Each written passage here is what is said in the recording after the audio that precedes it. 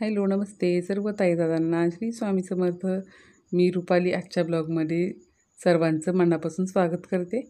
तर चला सकाळ सकाळ सुरुवात झालेली आहे आणि आज कढीपत्ता तोडण्याचं कारण म्हणजे आज सगळ्यात अगोदर आज आम्ही पोहे करणार होतो आणि आज स्वयंपाक वगैरेला सुट्टी दिली होती, स्वयंपाक नव्हतो करणार.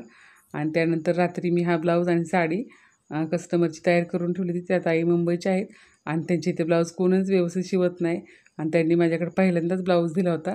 तर पहिल्यांदा एक शिवून दिला होता आणि हा दुसरा ब्लाऊज आहे. तर त्यांना ब्लाऊज खूप छान बसला आणि त्या तब्येत असल्यामुळे त्यांचा ब्लाऊज त्यांना एकदम छान परफेक्ट असा बसलेला होता. आणि तसं त्यांचा निरोप आला तर खरंच खूप छान वाटलं. आणि देवपूजाही चालू होती.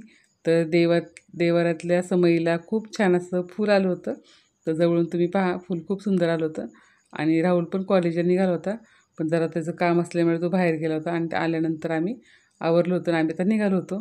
तर आमचं आवरून आता आम्ही पुण्याला निघालो. राहुल कॉलेजला गेला आणि त्यानंतर परीची आता 10वीचं शाळा चालू होईल, म्हणजे क्लास चालू होतील. तर त्यामुळे मी काय म्हणलं की चला आज परीला जरा थोडंसं फिरून आणावं. महिनाभर तिने कुठेच नाही गेली बरं का, सुट्ट्यांसाठी कुठेच गेलेली नव्हती, घरीच होती. त्यामुळे म्हणलं तिला सर्पविद्यान, जे कात्रजचं सर्पविद्यान आहे तिथं आम्ही पोहोचलो तिथं. आणि गाडी टू व्हीलर तर राहुलने नेली होती, त्यामुळे आम्ही बसने प्रवास केला आजचा. आणि त्यानंतर इथं आल्यानंतर कळलं की बुधवारी बंद असतं उद्यान. तर सगळीजणं बाहेर चाललेली आहेत, आता निघालेली तिथे बरीच जणं उभं राहिली होती.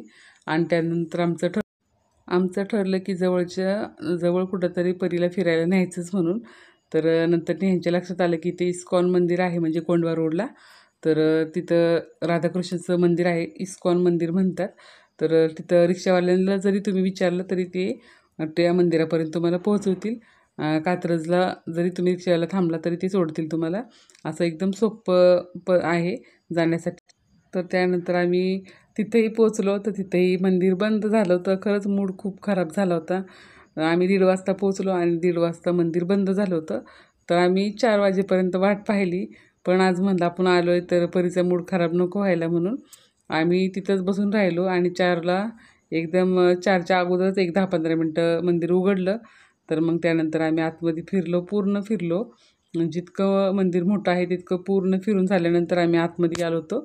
आणि खूप छान वाटलं बरं का. पहिल्यांदाच इतकं पुण्यात असूनसुद्धा जवळपासची मंदिर आपण पाहायला नाही मिळत. पण परीच्या पप्पांना माहिती होतं हे मंदिर.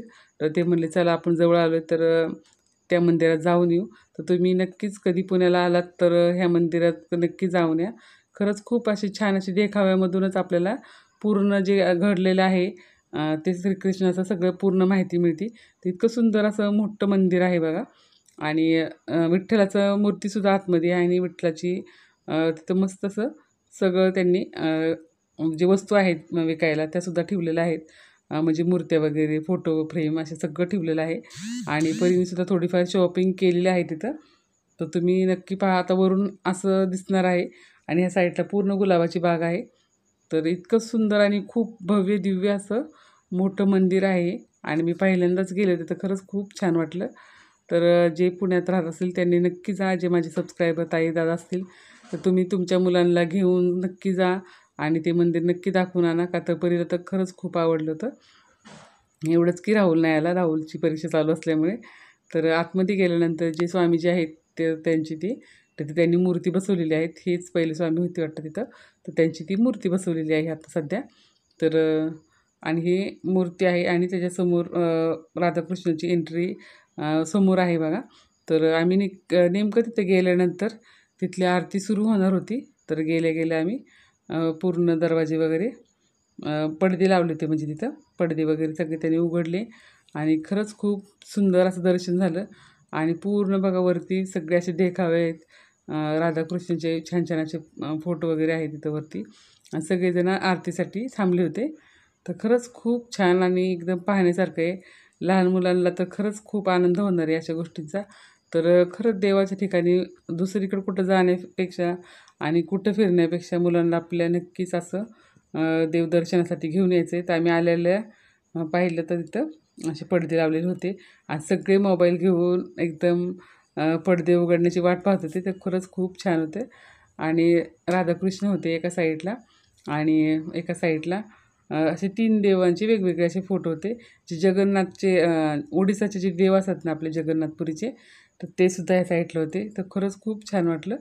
आणि पाहून आणि वरती बघा तुम्हाला दाखवते खूप छान असे झुल्यामध्ये राधाकृष्ण बसलेले आहेत आणि पूर्ण असं वरती पूर्ण असं म्हणजे पूर्ण घेरा असा भरलेला होता की ते देखाव्याने तर पाहून खरंच खूप मन तृप्त होऊन गेलं. आणि असं त्यांनी कधी काम केलं असेल असं वाटलं की इतकं उंच म्हणजे उंच असून सुद्धा इतकं एकदम आखीव रेखीव त्यांनी जिथं चित्र काढलेलं होतं राधाकृष्णाचं. तर आणि आम्ही वाट पाहत होतो आणि त्यानंतर तिथली आरती वगैरे पूजा वगैरे झाली. काय काय व्हिडिओ माझ्याकडून स्किप झालेले आहेत, पण तरीसुद्धा तुम्ही सगळ्यांनी नक्की तिथं जाऊन या. जाऊन येण्यात आणि व्हिडिओ पाहण्यात खूप फरक आहे. तुम्ही सगळ्यांनी नक्की जाऊन यायचं आहे. आणि हे मंदिर खरंच खूप छान असं आहे. तुमच्या मुलांना दाखवण्यासारखं आहे. तर तुम्ही सगळ्यांनी तुमच्या मुलांना घेऊन नक्की जायचं आहे. आणि ज्या ताईदादांना हे मंदिर माहिती आहे त्यांनी मला कमेंट करायला विसरायचं नाही. तर चला परीने शॉपिंग केलेलं तुम्हाला दाखवते. तर परीने शॉपिंगमध्ये कॉफी मग घेतलेला आहे. त्याच्यावरती कृष्ण आणि यशोदी माता असं चित्र आहे. तर खरंच खूप छान आहे आणि परीला हे कॉफी मग खूप आवडलेलं आहे. तर तिने तर शॉपिंग केलेली आहे आणि तुम्हाला आजचा अनुभव सांगणार आहे मी. तर इतकी गर्दी असताना सुद्धा परीच्या हातात त्यांनी चाफ्याचं फूल दिलं होतं. ते जे पुजारी होते तिथले त्यांनी. आणि येताना आम्हाला प्रसादसुद्धा खायला मिळाला.